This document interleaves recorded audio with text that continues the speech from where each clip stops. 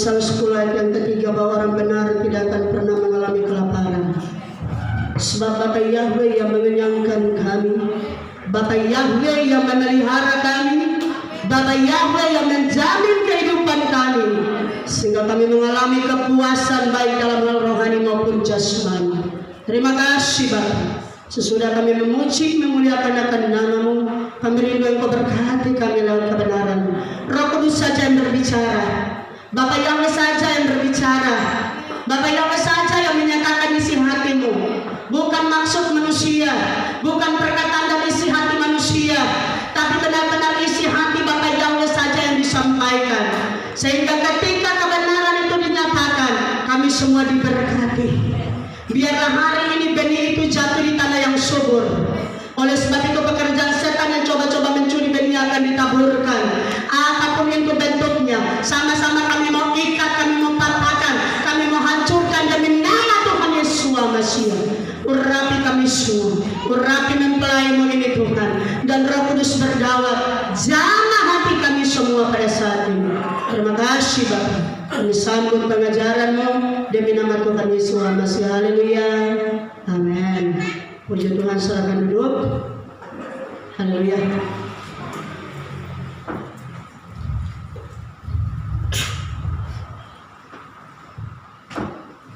Ada sukacita, amin. Shalom. Saya percaya hari ini kita ada itu anugerah Tuhan. Sebab kalau melihat situasi keadaan sekarang, kemarin saya juga waktu pulang dari ibadah di tempat ini, tiba-tiba dapat informasi ada satu kapal yang terbakar. Kapal itu jalurnya Manado Ternate Sanana. Ketika sudah hampir sampai di pelabuhan Sanana, tiba-tiba kapal itu terbakar. Dan kapal itu lumayan besar, karena kapal-kapal yang ada di Manado. Ya saudara, tidak dijelaskan apa penyebabnya, tapi yang pasti saudara, kalau kita hidup itu anugerah Tuhan. Bicara kematian di mana-mana, bicara tentang maut itu di mana-mana, kecelakaan di mana-mana, bahaya di mana-mana. Jangankan bilang dalam perjalanan, jangankan bilang dalam keadaan sakit. Bukankah kita banyak kali dengar orang yang sehat pun banyak kali orang dengar, baru aku dapat tadi, dia pesonnya ada. Betul? Berarti kalau kita masih ada sampai hari ini itu anugerah. Ini kesempatan saudara. Mungkin orang tunggu-tunggu Tuhan datang secara universal untuk menjemput para kehilangannya secara umum, masih terlalu lama mungkin yang ada di pikiran kita seperti itu.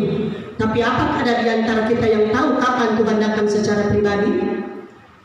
Apakah ada di antara kita yang tahu kapan Tuhan jemput kita secara pribadi? Makanya saudara, setiap hari kalau masih bisa bernafas, bersyukur. Puji Tuhan. Hari ini kita akan belajar kebenaran firman Tuhan seperti yang biasanya saya lakukan. Setiap saya punya jadwal memberitakan kebenaran daftar, saya selalu bergumul, Tuhan, biar isi hatimu. Kalau cuma bilang berkota, jemaat pun pasti tahu berkota, iya kan? Tapi bilang mau jadi berkat, itu tidak semudah omongan. Karena bisa saja kalau tidak jadi berkat, orang bosan dengar khotbah. Tapi saudara, saya punya kerinduan Tuhan, biarlah ketika saya berdiri, apapun yang saya sampaikan, lembut ataupun keras, jemaat tetap diberkati. Sebab saya rasa hampa, saya rasa tidak berguna kalau apa yang saya sampaikan ternyata bukan kena dengan kebutuhan jemaat. Kalau ternyata apa yang saya sampaikan tidak cocok dengan maksud Tuhan kepada jemaat. Sekali lagi, kalau bicara khotbah, banyak orang bisa khotbah, tapi untuk menjadi berkat itu saudara tidak semudah omongan. Makanya saya kalau bertugas, saya selalu bergumul. Dan Tuhan kasih rema firman Tuhan ini, firman yang sudah banyak kali kita baca, yang sudah sangat kita paham. Dan hari ini kembali kita belajar. Tapi saya percaya, mau banyak kali ataupun cuma sedikit kali kita sini Tuhan mau kita jadi pelaku kebenaran. Amin. Saya akan bicara tentang menjadi manusia Elohim atau menjadi manusia Tuhan. Mungkin kalau kedengaran, siapa yang menjadi manusia Tuhan, manusia pun Tuhan. Tapi saudara, apa yang saya bawa ini, inilah yang Tuhan turunkan. Dan ini yang amin ada dalam firman, saudara. Jadi tema khotbah saya hari ini menjadi manusia Elohim atau menjadi manusia Tuhan. Puji Tuhan, saudara. Sengaja kita buka di dalam 1 Timotius 6, 2 ayat saja kita akan baca firman Tuhan ini. 1 Timotius 6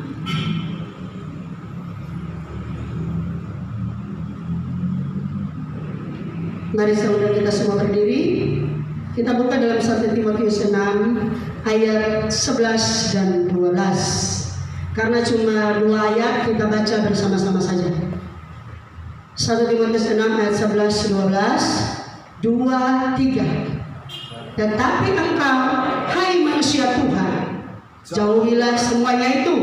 Kejarlah keadilan, ibadah, kesetiaan, kasih, kesabaran, dan kelembutan. Bertandinglah dalam pertandingan iman yang benar, dan rebutlah hidup yang kekal. Untuk itulah engkau telah dipanggil, dan telah engkau ikrarkan ikrar yang benar di depan banyak saksi. Katakan amin. Berarti tema khotbah saya memang ada dalam firman Tuhan. Saudara, sebelum saya lanjut membuktikan bahwa betul-betul ada manusia Tuhan, manusia memang betul-betul diangkat, artinya saudara sama seperti Tuhan. Memang ada ayatnya ini, selain yang ini coba saya minta satu orang baca dalam Keluaran 4 ayat 13 sampai 16. Baca kuat-kuat sebelum saya masuk dalam poin-poin ini. Keluaran 4 ayat 13 sampai 16. Silakan. Tetapi Musa berkata, Ya. Tuhan, utuslah kiranya siapa saja yang patut kau utus. Ya. Maka bangkitlah murka Yahweh terhadap Musa. Ya. Dia berfirman, bukankah di situ Harun orang Lewi itu kakakmu? Ya. Aku tahu bahwa ia pandai bicara. Ya. Dan pula ia telah berangkat menjumpai engkau. Ya. Dan apabila ia melihat engkau, ia akan bersuka cita dalam hatinya. Terus sampai 16. Maka engkau harus berbicara kepadanya, Ya. dan menaruh perkataan itu ke dalam mulutnya. Ya. Aku akan menyertai lidahmu dan lidahnya, Ya. dan mengajarkan kepada kamu apa yang harus kamu lakukan. Terus. Ia harus berbicara bagimu kepada bangsa itu. Ya. Dengan demikian ia akan menjadi penyambung lidahmu, Ya. dan engkau akan menjadi seperti Elohim baginya. Amin, saudara. Ini singkat saja, saya tidak khotbah hari ini, tapi meyakinkan yang mana sedangkan Bapak Yahweh sendiri angkat Musa jadi Tuhan bagi Firaun. Berarti bahwa manusia Elohim atau manusia Tuhan itu ada. Bukan berarti manusia itu berkuasa, punya persis segala sesuatu seperti Tuhan, tidak. Tapi yang dimaksud di sini adalah karakternya yang seperti Tuhan. Dalam cerita ini kan Musa Tuhan utus, singkat cerita bergali, Tuhan kasih mujizat, pertemuan di atas bukit itu, dia lihat semak duri yang terbakar, menyala tapi tidak hangus terbakar. Tapi Musa masih berdali, tidak pandai bicara dan lain sebagainya. Pada akhirnya dari kalimat tadi Tuhan bilang, ada Harun yang akan Tuhan pakai sebagai penyambung lidah, dan aku akan mengangkat engkau jadi Tuhan bagi Harun. Berarti memang manusia Tuhan itu ada sesuai firman. Nah, saudara, saya mau masuk ada beberapa poin, tapi kita mengalir saja. Sebab saya banyak kali baru satu poin itu sudah lama, saudara. Tapi hari ini ada sekian banyak poin, kita mengalir saja. Yang pasti, saudara, menjadi manusia Tuhan itu harus. Sebab Rasul Paulus sendiri berkata kepada Timotius, bahkan dia arahkan kepada jemaat yang digembalakan oleh Timotius, hai engkau manusia Tuhan. Berarti kalau bilang manusia Tuhan itu dia berbeda dengan manusia lainnya. Mungkin fisik bisa sama, punya tubuh roh jiwa, tapi dalam segala hal tidak sama, saudara, tetap beda. Dari karakternya saja beda, dari cara bicara, cara berpikir, cara bertindak itu saja beda. Kita kan bisa lihat orang di dalam Tuhan dengan yang di luar Tuhan itu kayak apa. Sudah pasti baru dari karakternya saja beda. Kemudian yang uniknya kalau jadi manusia Tuhan berarti punya otoritas, punya kuasa. Bukankah Tuhan bilang roh yang ada pada kamu lebih besar, dan itu berkat itu tidak diberikan kepada orang yang di luar Tuhan. Berarti dalam hal kuasa pun, meskipun kita tidak punya kuasa seperti Tuhan, tapi ada kekuatan itu dalam diri saya dan saudara. Dan hari ini saya kembali ke tema menjadi manusia Tuhan. Menjadi manusia Tuhan itu bukan saudara cuma sekedar ya saudara sudah kita sudah jadi manusia Tuhan, atau kita ngaku-ngaku saya ini manusia Tuhan karena sudah rajin gereja, karena sudah rajin berdoa, jadi saya ini manusia Tuhan. Tidak saudara, tentu saja menjadi manusia Tuhan sesuai dengan 2 ayat yang kita baca tadi ada kriterianya. Ada kriteria manusia Tuhan itu seperti apa? Sekali lagi saya mau katakan, jadi manusia Tuhan bukan cuma sekedar yang penting masuk ibadah sudah manusia Tuhan, tidak.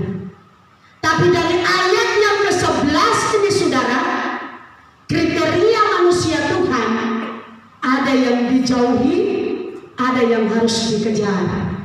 Khusus pada ayat 11. Saya baca ulang, saudara simak. Tetapi engkau hai manusia Tuhan, jauhilah semuanya itu. Berarti ada yang perlu dijauhi. Kemudian dilanjut apa saudara? Kejarlah keadilan dan terus. Berarti menjadi manusia Tuhan ada yang perlu dijauhi, ada yang perlu dikejar. Saya masuk poin yang pertama. Apa saja yang perlu dijauhi sebagai kriteria manusia Tuhan? Tentu kita perlu tahu. Jangan cuma bilang jauhi. Jemaat tanya-tanya apa ini? Boleh dia bermaksud mau jauh ke sejauh apa ini? Saudara, ini sambungan dari ayat-ayat yang sebelumnya.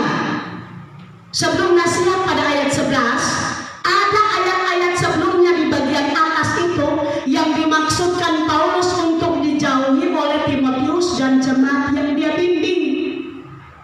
Ini poin pertama. Menjauhi semuanya itu, apa yang perlu dijauhi? Coba saudara baca ayat yang keempat, mundur ayat keempat. Ini yang perlu kita jauhi. Silakan. Dia adalah seorang yang berlagak tahu, Ya. padahal tidak tahu apa-apa. Ya. Penyakitnya ialah mencari-cari soal, Ya. bersilat kata, Ya. yang menyebabkan dengki, Ya. cedera, fitnah, curiga, Ya. percekcokan antara orang-orang yang tidak lagi berpikiran sehat, Ya. dan yang kehilangan kebenaran, yang mengira ibadah itu adalah suatu sumber keuntungan. Coba baca dia punya berikut di atas itu. Mengenai penyakit bersilat kata dan mengenai cinta uang. Saudara, poin yang pertama yang harus dijauhi penyakit bersilat kata. Ini saudara, ada 2. Dan poin yang kedua masih bagian pertama, tapi ada 2 poin yang perlu dijauhi. Pertama, penyakit bersilat kata. Yang kedua, cinta uang. Makanya saya bilang tadi bukan khotbah yang baru, bukan hal yang baru, tapi ini hal yang sudah berulang-ulang kali, tapi perlu terus disegarkan bagi saya dan saudara. Saudara tahu bersilat kata saudara? Bukankah firman Tuhan katakan karena mulut badan Halo? Kalau saya membahas lagi soal perkataan, soal mulut terlalu banyak ayat, tidak cukup nanti khotbah saya tidak selesai. Tapi Tuhan juga umpamakan lidah itu, kalau saudara baca dalam kitab Yakobus, Tuhan ibaratkan seperti kapal yang besar dikendalikan oleh kemudi yang kecil. Bahkan dia katakan hutan yang besar bisa dilap habis cuma karena api yang kecil. Itu bicara perkataan. Saya tidak tahu apakah di antara kita banyak yang pintar bersilat kata atau tidak. Yang jelas hari ini Tuhan nasihat kriteria manusia Tuhan, jangan terlalu banyak tek-tek untuk hal yang tidak berguna. Amin. Bersilat kata itu apa, saudara? Bisa kelihatan orang itu tidak mau ditegur, so tahu-tahu salah. Ketika ditegur tidak mau terima, pandai sekali menyau. Orang Manado bilang, coba yang pandai-pandai menyau di sini. Boleh senyum. Kalau kita belum boleh senyum, sama semuspan ke muka supaya jangan dapat tahu. Silat kata itu begitu. Tadi firman bilang tidak tahu tapi berlagak tahu. Saudara, susah kalau orang salah orang tegur kemudian orang terima. Apalagi itu nasihat adalah firman Tuhan. Amin. Pertahankan kalau saudara dalam posisi benar. Tapi kalau salah jangan bersilat kata. Lebih baik minta maaf supaya selesai. Amin. Ini yang perlu dijauhi, bersilat kata ini dia. Saya percaya jemaat-jemaat di sini adalah jemaat-jemaat yang rendah hati. Saya tidak lama di sini. Poin yang kedua, cinta uang. Ini pun sudah berulang-ulang kali. Dan saya mau pastikan ke depan ini masalah ini akan menjadi masalah yang paling besar dalam kehidupan anak Tuhan. Karena iman setiap anak Tuhan akan ditantang. Masalah keuangan. Mungkin sekarang belum terlalu terasa karena kita masih nyaman-nyaman, tapi ketika tiba pada waktunya, saudara, kita harus memilih antara mengikuti kehendak Tuhan ataupun programnya dunia. Itu saya bisa katakan tantangan yang tidak main-main. Tapi kalau saudara sejak sekarang tidak taruh hati untuk mencintai uang, tantangan itu tidak akan berpengaruh bagi saya dan saudara. Kalau sekarang ini yang kita cintai adalah Tuhan, bukan uang, saudara, saya percaya ke depan masalah besar bagi dunia. Dan saya bisa pastikan pasti banyak yang binasa, pasti banyak yang jatuh. Jangankan bilang orang yang tidak tahu Tuhan, anak-anak Tuhan yang setia masuk ibadah pun, tapi kalau hati masih tertuju kepada uang, pasti binasa. Makanya Tuhan didik sekarang, hai manusia-manusia Tuhan, jauhi itu cinta uang. Amin, saudara. Ada firman Tuhan katakan, oleh karena memburu uang, ada beberapa orang kandas iman. Betul, saudara? Uang tidak salah, saudara. Semua butuh uang, betul enggak? Saudara datang ke sini, bayar transport, uang. Taruh persembahan, uang. Pulang sebentar, uang. Tiap hari mau makan, uang. Pelayanan pun jalan itu uang. Tapi saudara, yang Tuhan tidak mau kalau kita cinta uang, itu yang perlu kita kasih lari jauh-jauh, tinggalkan. Makanya selalu kan para mempelai nasihat, kesempatan sekarang ketika engkau diberkati, pakai untuk pelayanan pekerjaan Tuhan. Pakai untuk memuliakan nama Tuhan. Nikmati untuk hidupmu dan untuk pekerjaan Tuhan. Amin, saudara. Kalau sudah seperti itu, saya percaya sekali lagi apapun keadaan ke depan, saudara tidak akan jatuh. Saudara tidak akan gagal. Dari sekarang Tuhan pesan, jauhkan dari dirimu, hai manusia Tuhan, jauhi semuanya itu. Yaitu poin yang pertama tadi, bersilat kata. Poin yang kedua, cinta uang. Saya mau katakan, di mana-mana cuma soal uang, banyak orang gugur iman. Bukan cuma contoh dalam firman, di mana-mana. Tapi saya percaya kalau jemaat di sini masih bertahan sampai sekarang, berarti di dalam hatimu Tuhan, bukan uang. Amin. Sebab saya percaya kalau di depan saya ini muka-muka uang semua, cinta-cinta uang semua, hari ini yang tidak ada yang datang ibadah. Iya toh? Paling berpikir, oh, waktu adalah uang. Dulu kan di mata pelajaran yang orang belajar di sekolah, waktu itu uang. Pokoknya bila perlu jangan cuma 10 jari, 20 jari, bacakan habis kalau habis. bukan cari hidup itu saudara, cari mati. Ada kan orang kan putar toh. Sebenarnya kalau pakai pikiran wajar orang mencari supaya untuk hidup. Tapi ada orang mencari tapi cari mati saudara. Tapi saya percaya di sini tidak ada buktinya ada datang ibadah hari ini. Ini cuma kasih ingat saja saudara-saudara sudah tahu bukan pelajaran yang baru. Tapi jangan sampai uang yang mengendalikan hidupmu. Usahakan Tuhan yang kendalikan hidupmu. Amin. Karena kalau uang yang kendalikan saudara bukan cari hidup, cari mati. Karena tiap hari saudara pikir, oh kita harus capai sekian rupiah, harus. Karena apa? Uang terus yang dipikiran. Tuhan nasihati, jauhi. Tidak salah, uang tidak salah, tapi jangan sampai cinta uang. Amin. Sebab uang tidak bisa menjamin hidup kita. Halo.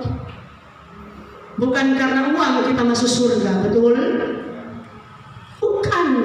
Kalau kriteria uang banyak bermasuk surga, kasihan. Tapi yang karena Manado nyanda masuk hitungan, nyanda masuk daftar. Apalagi para mempelai cuma hidup keberuntungan, oh dapat sayang. Tapi bukan karena uang. Jadi firman Tuhan mengingatkan, jangan sampai karena uang kita binasa. Haleluya. Itu yang perlu dijauhi. Kerja saja Tuhan berkati, puji Tuhan. Ketika pun Tuhan datang tetap puji Tuhan. Tapi kalau orang cinta uang, kalau dia deposit sebanyak rekening sudah dapat hitung. Padahal ketika mempelai khotbah Tuhan sudah datang, dia sok kebingungan. Oh Tuhan, kalau bukan Tuhan jangan dulu datang Tuhan. Di rekening kita masih banyak, deposit kita masih banyak. Kita perencanaan ini itu belum tercapai. Karena apa yang ada di pikiran uang? Tapi kalau yang ada di pikiran Tuhan, Tuhan datang sebentar pun tidak jadi masalah. Amin. Tuhan mau datang kapan saja tidak jadi masalah. Ada kan orang begitu. Karena satu waktu saya dengar khotbah, ada satu bapak telepon ke pengkhotbah. Dia katakan begini, Pak, apakah deposit saya sudah mau ambil? Karena ini dengar-dengar nantinya kalau sudah pada pemajangan chip itu semuanya kalau kita tidak pakai tanda itu kita tidak bisa lagi ambil, tidak bisa ini, tidak bisa itu. Sang bapak pengkhotbah katakan, Bapak mau ambil dengan Anda sama saja. Kenapa sama saja? Karena kalau ketika so pakai harus pakai tanda itu, biar Bapak so ambil doi di tangan tetap tidak bisa belanja kalau tidak pakai itu tanda. Jadi itu doi ada di deposit atau ada di tangan tetap sama saja. Jadi begitu saudara. Tuhan ingatkan karena Tuhan sayang pada orang semua. Amin. Utamakan Tuhan sekarang. Betul, utamakan Tuhan. Supaya jangan sampai orang berpikiran dan hati salah sasaran. Harus Tuhan nomor satu. Kalau Tuhan percayakan kekayaan, puji Tuhan. Kalau Tuhan percayakan berkat, puji Tuhan. Sebab kalau Tuhan juga mau susah-susah, dia tahu nantinya dah Tuhan. Kenapa kita syukur Tuhan? Kenapa sama dia asal? Kenapa tuh orang fasik tuh lebih gemuk-gemuk, lebih segar-segar, doi banyak, sama-sama banyak. Dan kita ini doa puasa, doa malam, kan miskin. Nantinya kan seperti itu. Jadi poin yang pertama dua bagian. Ada yang harus kita jauhi, bersirat kata cinta uang. Yang kedua, yaitu mulai kita masuk pada hal yang harus dikejar. Jadi kriteria manusia Tuhan ada yang harus dikejar. Poin yang kedua, sama poin yang kedua, apa yang harus dikejar, saudara? Ayat yang ke-11 masih dikatakan begini. Kejarlah keadilan. Pertama yang perlu dikejar adalah apa, saudara? Keadilan. So adil semua yang ada di sini. Halo. Kejar keadilan, saudara. Saya buka-buka kamus. Arti kata dari kejar itu, saudara, bukan cuma berlari tanpa tujuan, tapi Tapi ada sesuatu yang harus kita kejar, kita dapatkan. Samanya itu seperti memburu. Artinya kita memburu. Saudara lihat kalau orang berburu, itu memang betul-betul harus dapat sesuatu. Ternyata saudara, yang perlu kita dapat, yang perlu kita buru, yang perlu kita kejar di sini, poin pertama adalah keadilan. Dan saudara, dalam keadilan ini juga saudara ada dua bagian. Yang pertama, Tuhan mau adil terhadap sesama. Yang kedua, adil terhadap Tuhan. Tapi kalau bisa saya putar, adil kepada Tuhan yang nomor satu, kemudian adil ke sesama. Sebab kalau dia sudah adil ke Tuhan, sudah pasti ke sesama dia adil. Tapi kebanyakan orang saudara susah. Ke Tuhan dia bisa adil, tapi ke manusia tidak. Ada juga saudara, ke manusia dia bisa adil, tapi ke Tuhan itu tidak, saudara. Saudara, kalau saya selidiki baik-baik, adil ini punya pengertian itu saudara, itu berarti sama, nyanda berat sebelah. Saudara lihat timbangan, kalau dia adil berarti sama berat kan? Artinya kalau adil itu tidak memihak, tidak berat sebelah. Orang Manado berbahasa dan betul-betul ada keadilan yang dia lakukan. Saudara, mungkin saudara anggap ini hal sepele, tapi di mana-mana banyak kali dalam rumah tangga terjadi ketidakadilan. Betul enggak? Banyak kali seperti itu. Suami tidak adil terhadap istri, istri tidak adil terhadap suami. Contoh ringan seperti apa? Kalau dia tolong orang lain cepat sekali, mereka tolong istri sendiri pesusah. Adil itu? Halo suami-suami? Kalau orang lain minta bantu cepat sekali. Kalau suami minta tolong, aduh anak kosong besar, urus cok sendiri, musuh-musuh dapat kita. Nah kalau tetangga minta tolong laju. Halo istri-istri. Ada istri-istri kelakuan begitu? Ini yang tidak adil dia benar. Ada kita pernah satu ibu jemaat, dia bilang, duh ini anak ini kalau tetangga suruh laju, dia dah hitung 3. Maka kalau tolong suruh, rasa-rasa geregetan. Halo anak-anak, banyak kali dalam rumah, orang dalam rumah dan bukan orang luar rumah. Orang dalam rumah lebih adil keluar daripada ke dalam. Dan saya percaya di sini tidak ada. Halo. Halo, halo. Orang yang nyanda adil itu begini, selalu ke dirinya. Kita, pokoknya kita. Pak kita jatuh banyak-banyak. Pak dia, pokoknya dan ada orang punya sifat seperti itu. Ada satu waktu, ini kesaksian, ini contoh dari ketidakadilan. Satu saat dalam satu keluarga, dari 4 bersaudara cuma 1 laki-laki. 1 laki-laki ini punya sifat seperti itu. Dia kalau makanan dia suka, dia mau makan dan apa dulu yang 3 orang ini sudah makan atau belum. Saya percaya di sini tidak ada. Baru mau buah, mau cookies, yang dia suka, dia makan, dia nggak pusing dengan yang lain. Tiba-tiba satu waktu dalam rumah itu datanglah berkat 1 biskuit kongguan. Saudara kalau orang sini kan tahu semua kongguan, toh? Dalam kongguan ini kan ada yang rasa-rasa manis, ada yang garam. Tiba-tiba dia makan semua yang manis-manis. Kemudian dia kasih tinggal yang garam, karena yang garam ini dia nggak suka. Yang anak nomor 2 marah sama dia. Kamu nggak kasih tinggal yang garam itu buat orang. Kenapa dia banyak? Pesingkat, tanda suka. Bayangkan. Jadi yang dia tidak suka, yang satunya, jadi anak-anak yang dia suka, orang suka sekali yang itu. Kedengarannya lucu, tapi ini kenyataan dan ini contoh orang yang tidak adil. Dalam keluarga yang adil, suami rasa, istri dan anak pun harus rasa. Amin. Halo. Saya percaya tidak ada suami-suami di sini atau istri-istri di sini. Dia di luar sana, dia makan di restoran mewah, pokoknya dia jalan-jalan kemana, dia menikmati hidup tanpa dia sondor ingat dari istri dan anak-anak. Ada saudara, saya lihat ini teman saudara, ini istri teman. Pokoknya dia bekerja, dia pontar ke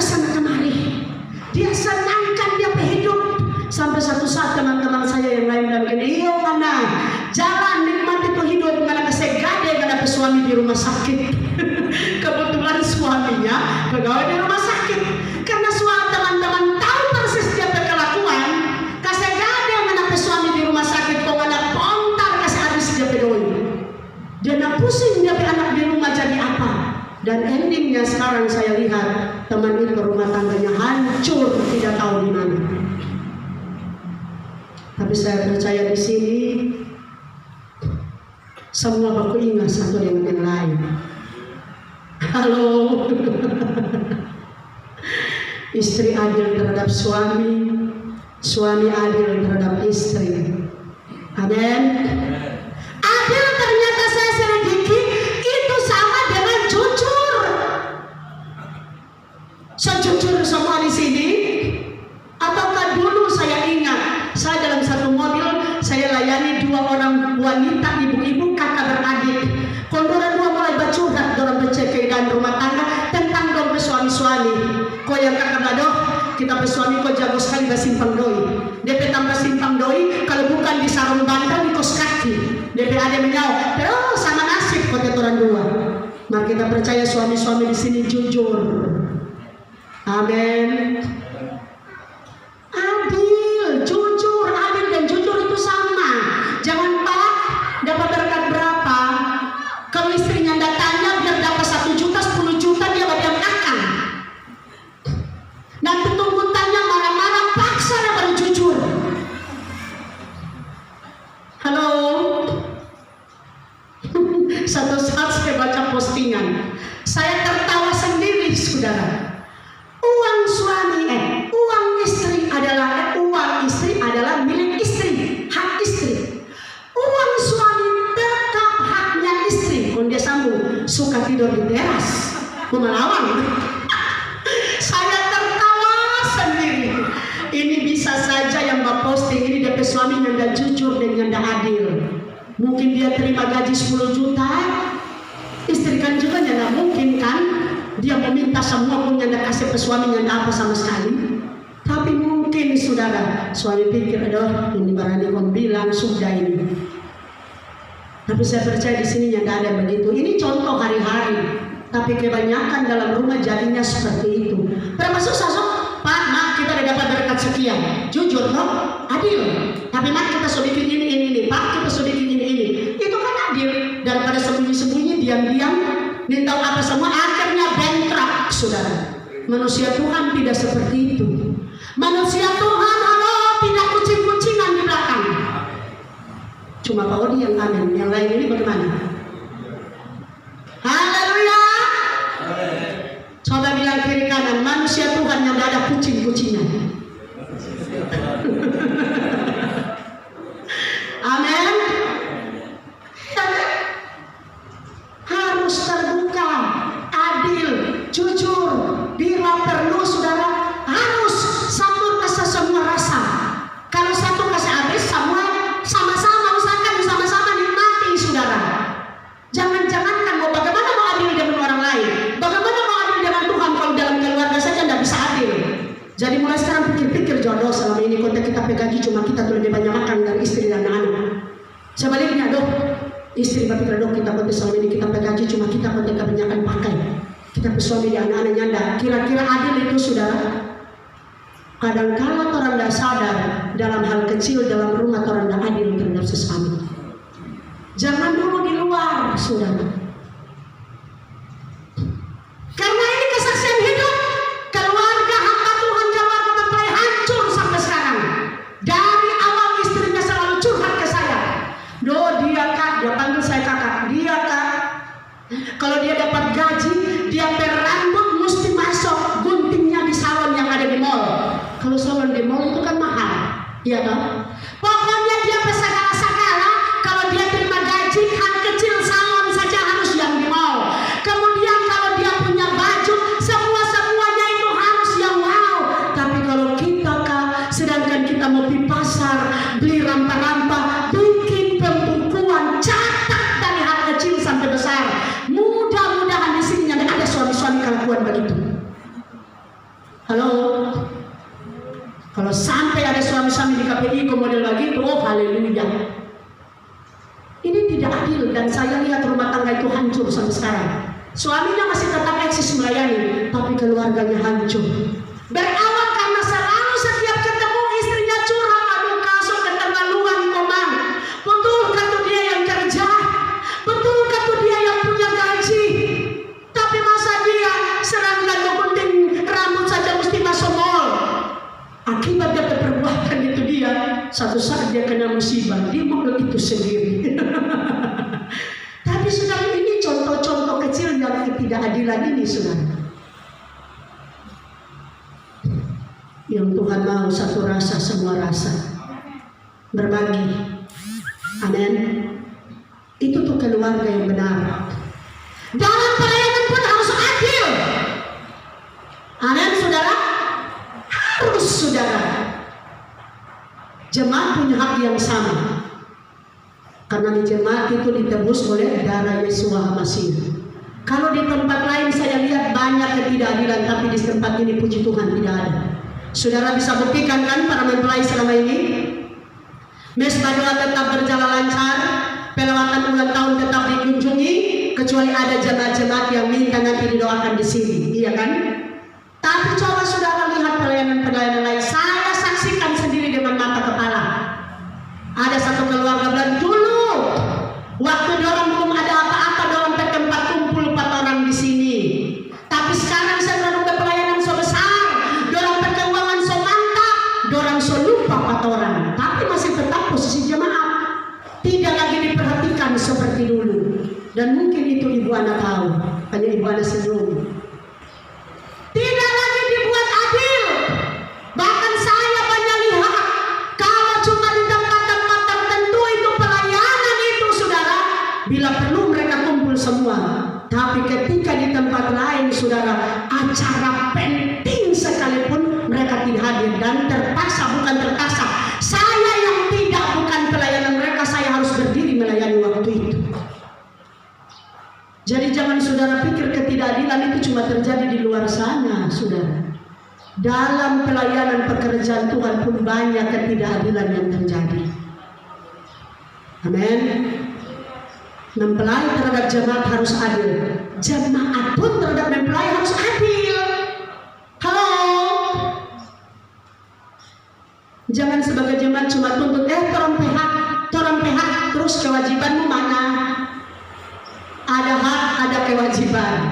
Amin. Halo. Harus sesama jemaat pun harus adil. Jangan kalau kita cuma suka berteman, kita cuma suka akrab, kita cuma suka dekat kalau jemaat yang ini, mari kita ke sana, aduh sudah cukup. Seolah-olah dalam jemaat itu ada jarak. Kira-kira hatimu kalau di jemaat lain engkau pray, bakul lego hati, bergaul, kemudian untuk jemaat lain helemo tengok nyanda, adil itu saudara? Helemo lihat pun tidak mau, adil itu saudara?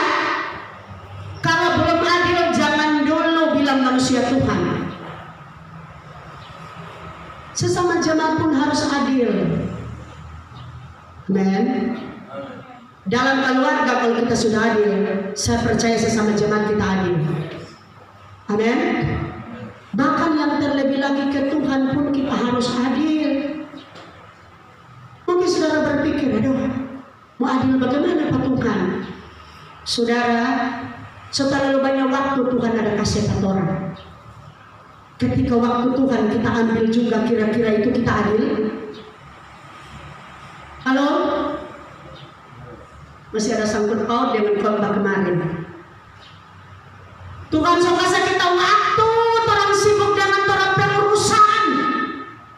Tapi ketika waktu Tuhan, waktu untuk bersekutu dengan Tuhan, waktu pun untuk berdoa, kita pakai seharian habis-habisan untuk urusan kita. Kira-kira itu adil, saudara? Banyak kali tanpa kita sadar orang ini terlalu banyak yang ada adil dengan Tuhan. Betul nggak? Cuma 1 minggu 1 kali lah. Kalau puji Tuhan kalau di sini ada 1 minggu ada 2 kali. Ada Sabat kemarin, ada hari Minggu. Kebanyakan yang kalau ibadah Sabat, sudah ibadah hari Minggu, ataupun yang ibadah hari Minggu, ibadah Sabat. Yang penting ada ibadah. Ini cuma 1 minggu 1 kali lekom nyanda muncul, saudara, adil itu ke Tuhan. Saudara, kebanyakan orang ini tanpa sadar.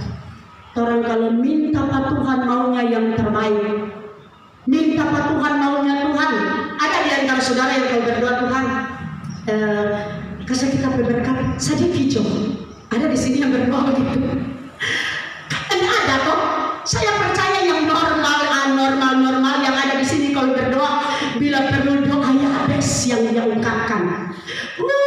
Kiranya Engkau memberkati aku melimpah itu kecil saudara, dan memperluas. Bila perlu satu Manado kita punya, iya kan? Tapi soal waktu ke Tuhan yang adil, bagaimana ini saudara? Tapi saya percaya di sini semua setia berdoa. Amin.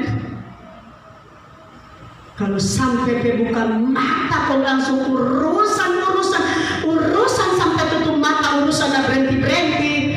Haleluya, saudara. Tuhan yang tidak bilang, mar Tuhan PHP, oh Tuhan, kasihan kita PHP ini dia cuma minta kita ingat pada dia, mar dia yang tidak ingat sedikit pun pada kita. Harus adil dong. Dalam soal waktu ke Tuhan harus hadir. Amin. Jangan sampai semuanya for orang. Sekali lagi orang yang nyada adil itu semuanya for dia. Pokoknya for kita, semua for kita. Tuhan mana saudara? Ini adil ke Tuhan, adil ke sesama. Adil ke sesama, semua harus rasa bersama dalam keluarga. Dalam jemaat pun semua. Kalau satu ibarat anggota tubuh kelingking sakit dari kepala pun turut harus merasakan dan terberang. Itu tuh adil. Jangan tuh kelingking semua flat, tuh kepala nggak pernah pusing.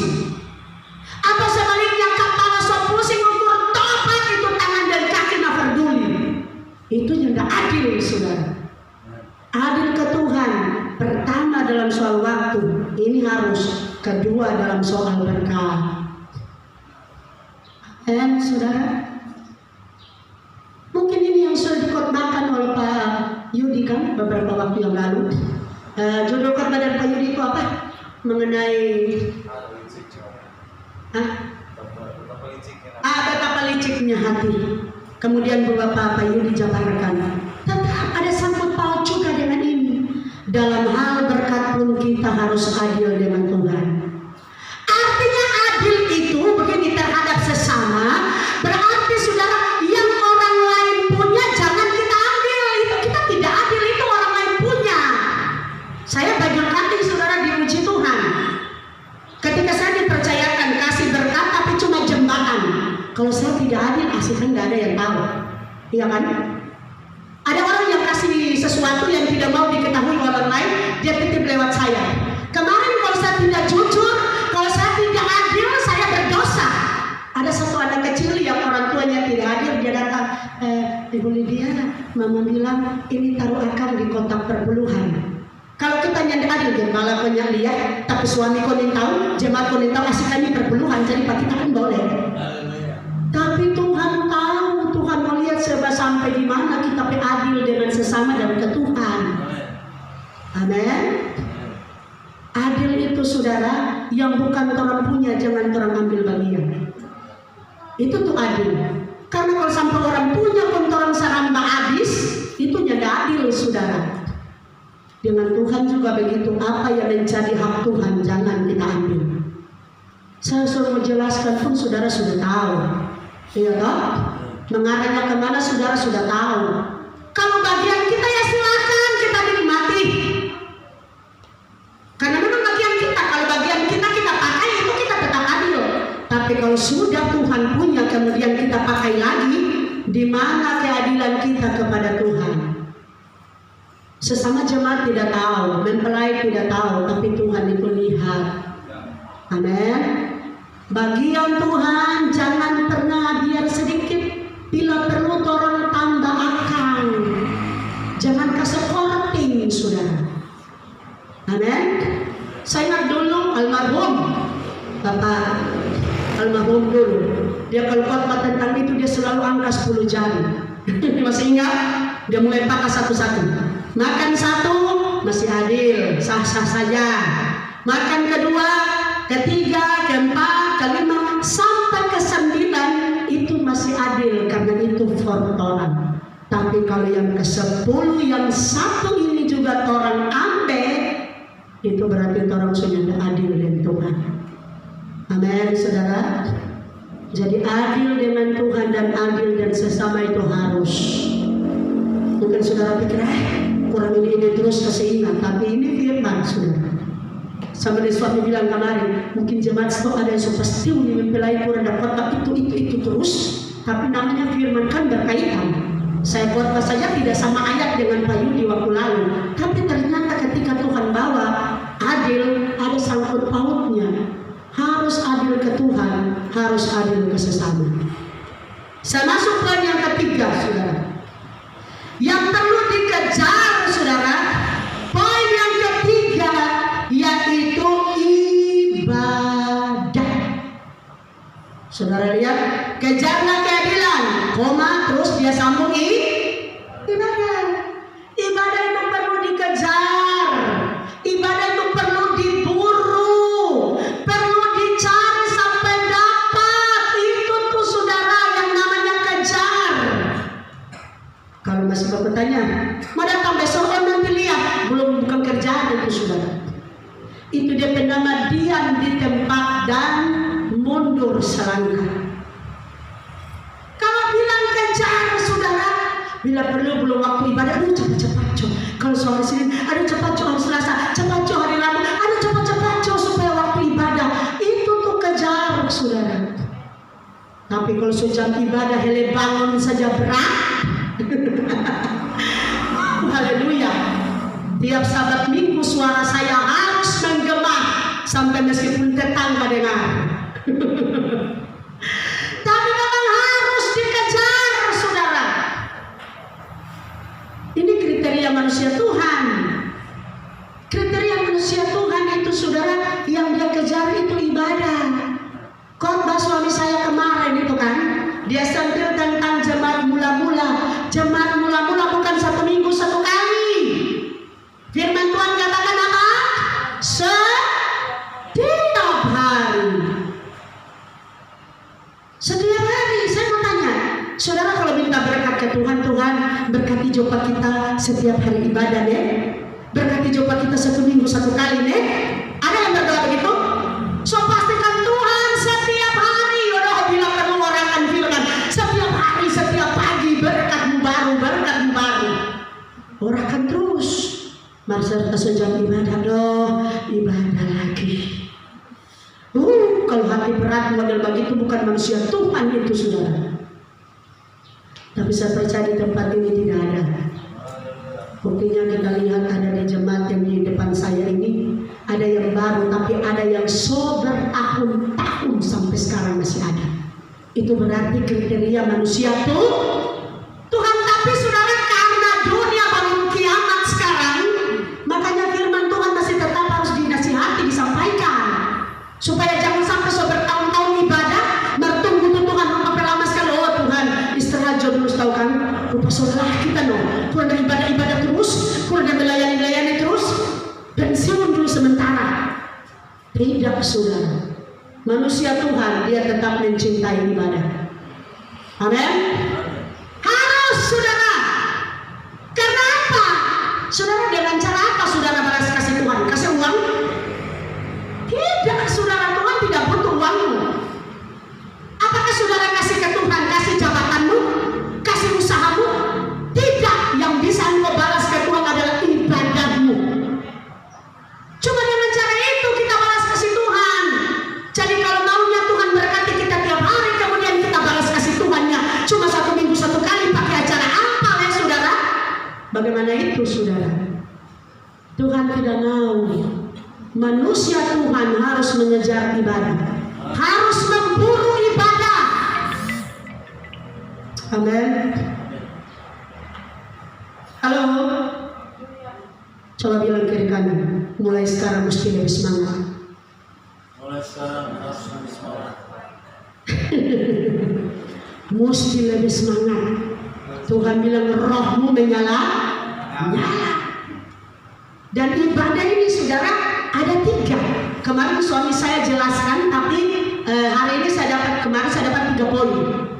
Ada ibadah yang sejati, ada ibadah yang murni, ada ibadah bersama.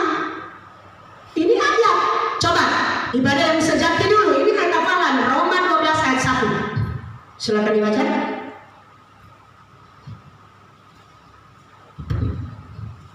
Karena itu saudara-saudara, Ya. demi kemurahan Elohim, aku menasihatkan kamu Ya. supaya kamu mempersembahkan tubuhmu Ya. sebagai persembahan yang hidup, yang kudus dan yang berkenan kepada Elohim. Ya.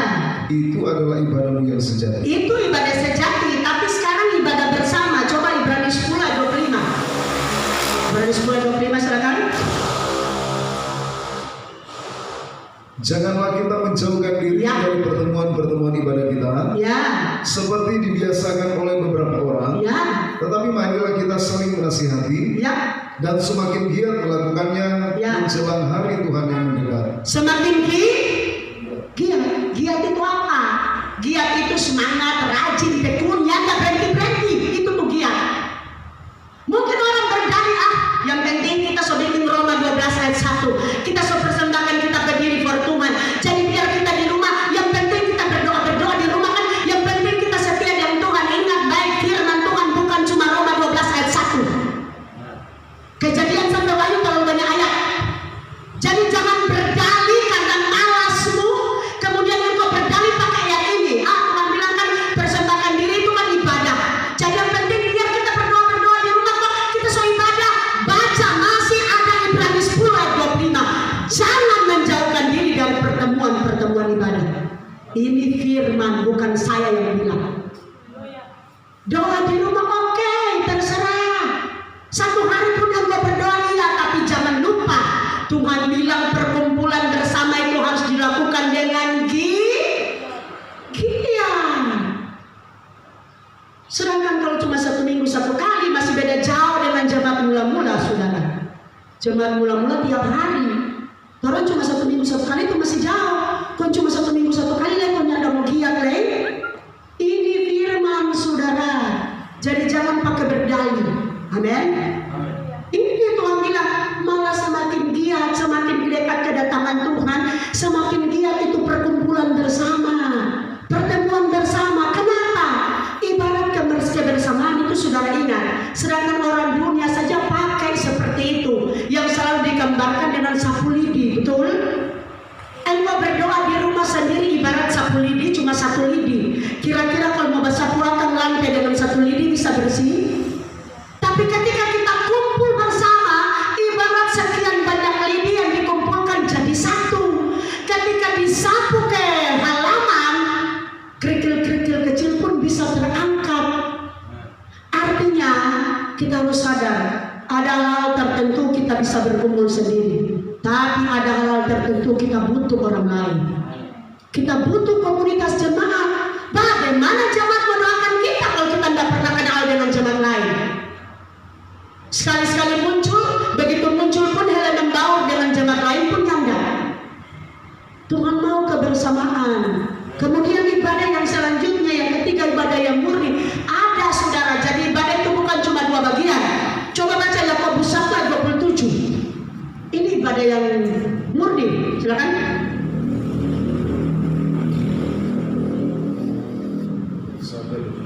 Yakobus 1 ayat 27 silakan. Ibadah yang murni dan yang tak bercacat di Ya. hadapan Elohim Bapa kita ialah mengunjungi yatim piatu Ya. dan janda-janda dalam kesusahan mereka, Ya. dan menjaga supaya dirinya sendiri tidak dicemarkan oleh dunia. Saudara, ibadah bersama. Doa.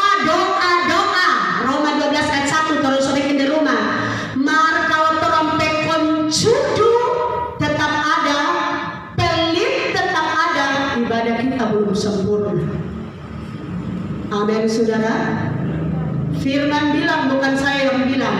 Ibadah yang murni, taruh kira akam ke orang di sekitar yang dalam keadaan susah. Adil ada di sini, masih ada sangkut paut. Ketika kita punya lebih, perhatikan akam yang ada di sekitar kita.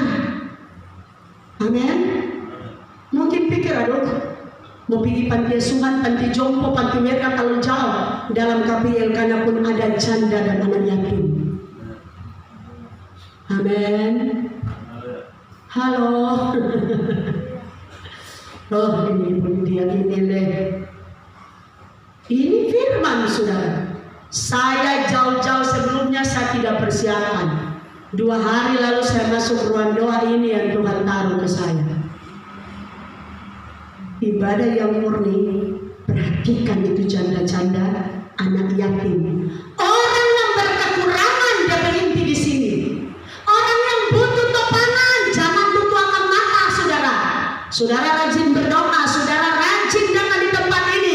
Tapi kalau saudara berat tangan untuk menolong orang lain yang membutuhkan, ibadahmu belum sempurna, belum kategori manusia Tuhan. Amin. Perhatikan, kecuali janda-janda yang gaul, janda-janda yang dompet seluruh bahasa dulu sudah mama Hebri, janda-janda yang stylenya minta ampun, nah itu tidak perlu diperhatikan. Perhatikan tuh janda-janda yang kuat. Janda-janda di sini seperti Paulus bilang yang betul-betul kategori janda dilihat dari segi umur dan segi ekonomi. Kalau dia janda kaya, berarti nyata masuk kan, malah dia tuh yang harus memberi. Yang dimaksud janda anda yatim di sini berarti orang yang tidak mampu, orang yang ada di sekitar kita. Kalau tiap hari kita di rumah 4 sehat 5 sempurna bertubi-tubi, di kulkas rikisonya nggak habis-habis, sementara kesiang ada di antara jemaat yang hele memakan tahu pun bergumul.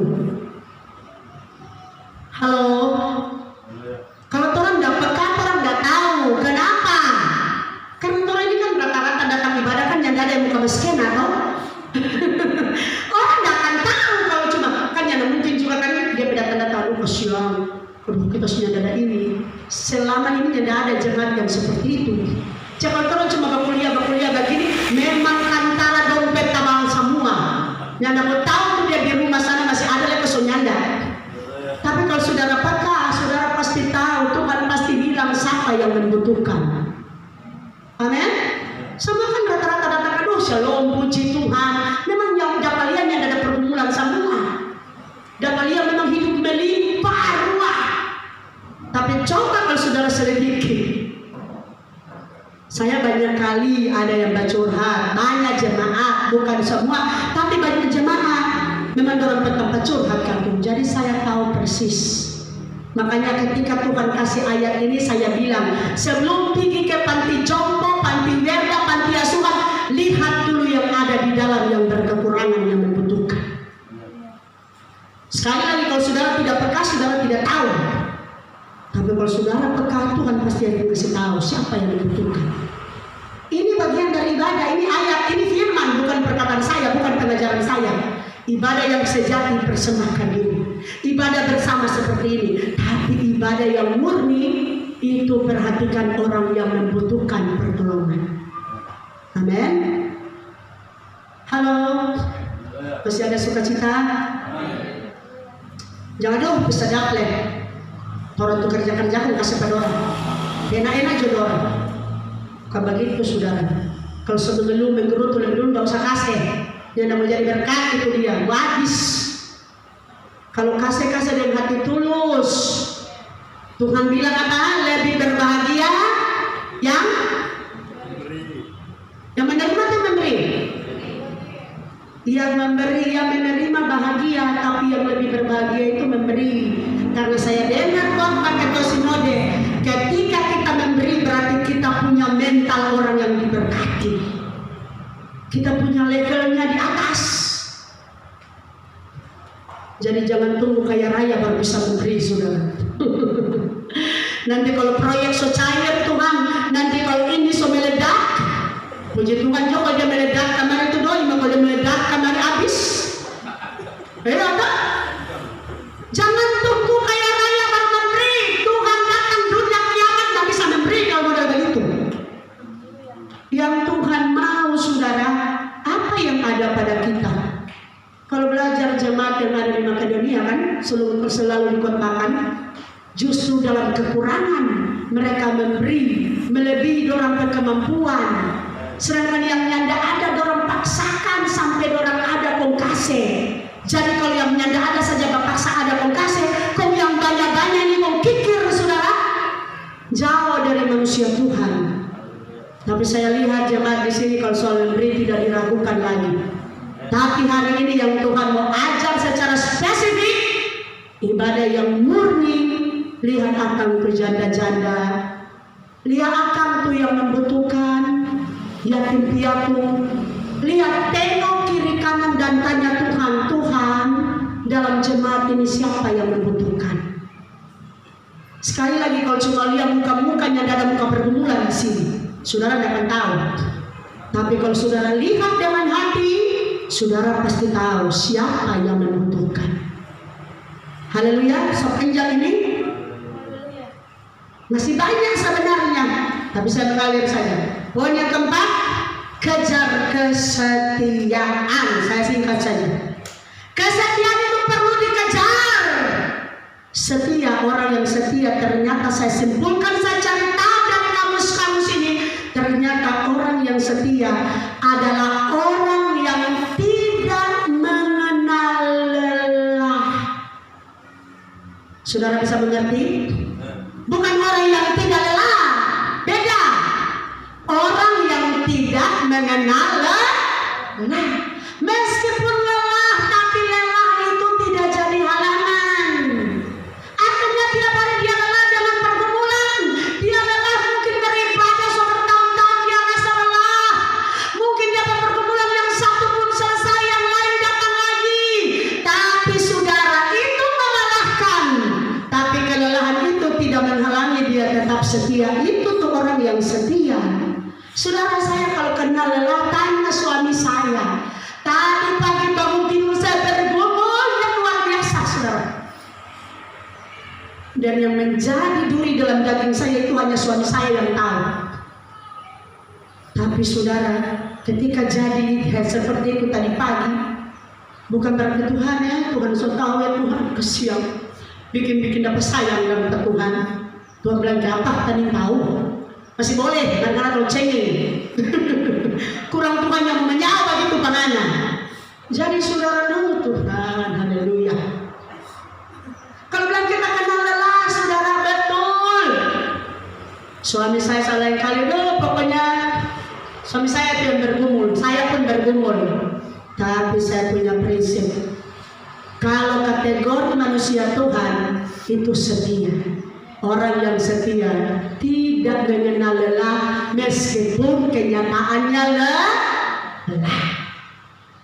Yang ada orang di sini yang manusia super, iya toh? Rasa ini rasa itu masih ada, betul enggak? Tak. Tapi saudara, Tuhan mau kejar itu kesetiaan. Poin yang selanjutnya, kejar kasih. Kalau kasih ini saudara baca 1 Korintus 13. Saudara akan tahu kasih itu seperti apa. Kalau saya menjabarkan soal kasih satu persatu, saudara, waktu tidak akan cukup hari ini. Jadi ini PR saja. Saudara baca di rumah. Saya ini manusia Tuhan. Pulang di rumah saya harus baca, kejar kasih. Kasih itu apa? Kasih itu ajaran dari 1 Korintus 13. Kemudian saudara ayat yang keempat sampai ayat ke-7. Kasih itu sabar, murah hati, tidak sombong, dan lain-lain sebagainya. Saya percaya di sini orang-orang sabar semua. Biar khotbah so keras, tetap sabar. Amin. Mungkin di telinga so tebal, tetap sabar. Biar di hati so keringetan, tetap sabar. Halo orang-orang sabar, coba angkat tangan dulu. Ini orang-orang sabar. Kalau nyadaan tangan berarti dia ragu, dia sabar. Berarti dia tensi masih jaga naik, itu dia akan ragu. Jadi kejar itu kasih. Dalam kasih ada kesabaran, kerendahan hati. Banyak di sana konsep khotbah satu persatu. Saudara pun sudah sangat mengerti. Yang pasti saudara perlu dikejar itu kasih. Poin yang selanjutnya, kesabaran. Sama saja, sabar ini juga ada. Dan poin yang selanjutnya, kejar kelembutan.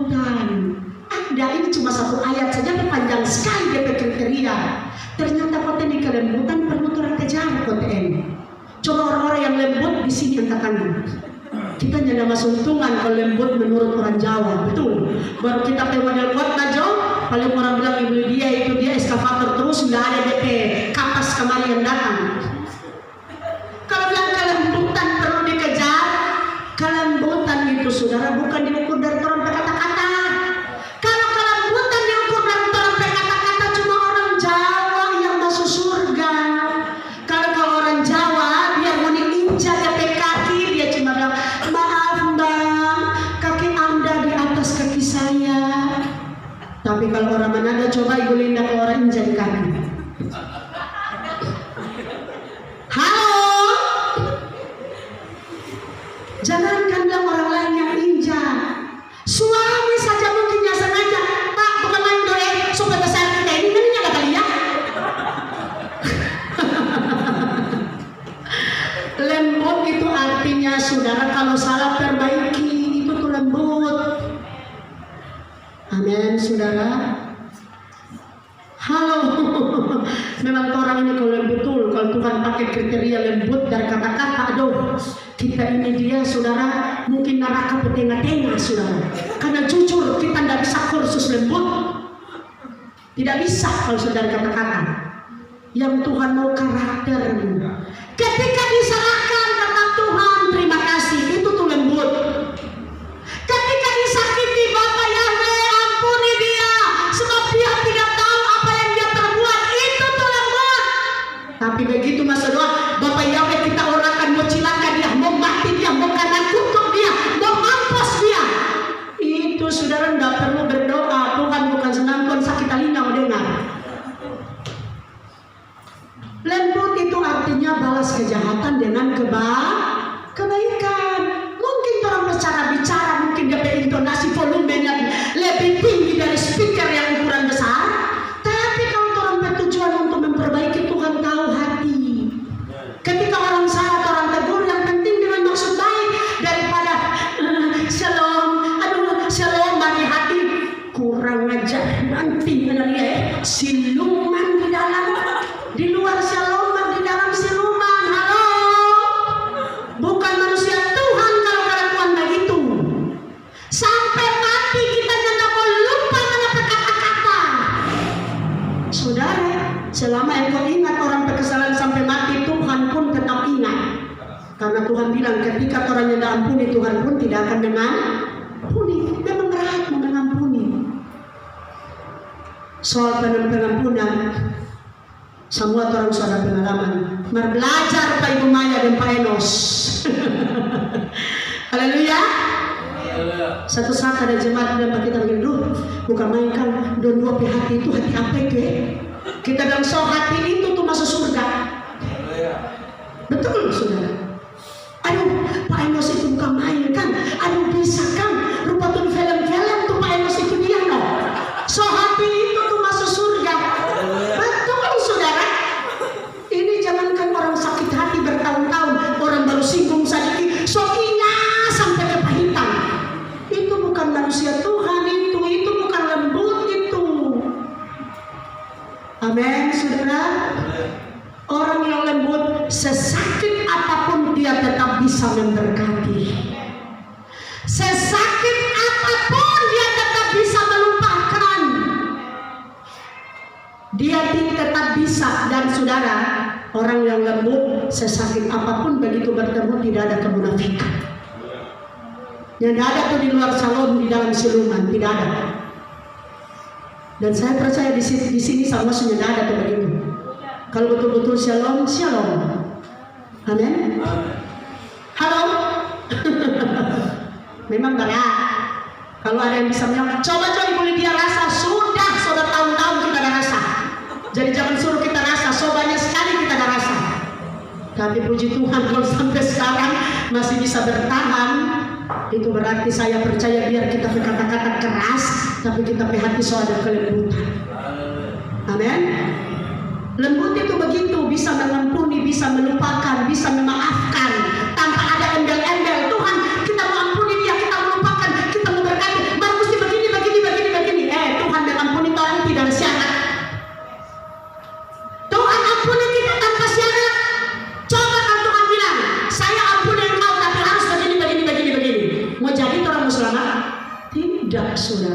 Makanya kalau mengampuni, jangan pakai embel-embel di belakang. So mengampuni kita Tuhan, maka kita mau mulia dari muka muncul Pak kita. Itu saudara bukan kelembutan. Manusia Tuhan, hatinya tetap murni. Halo, lihat kiri kanan, kasih senyum yang paling manis. Kau bilang mesti lembut.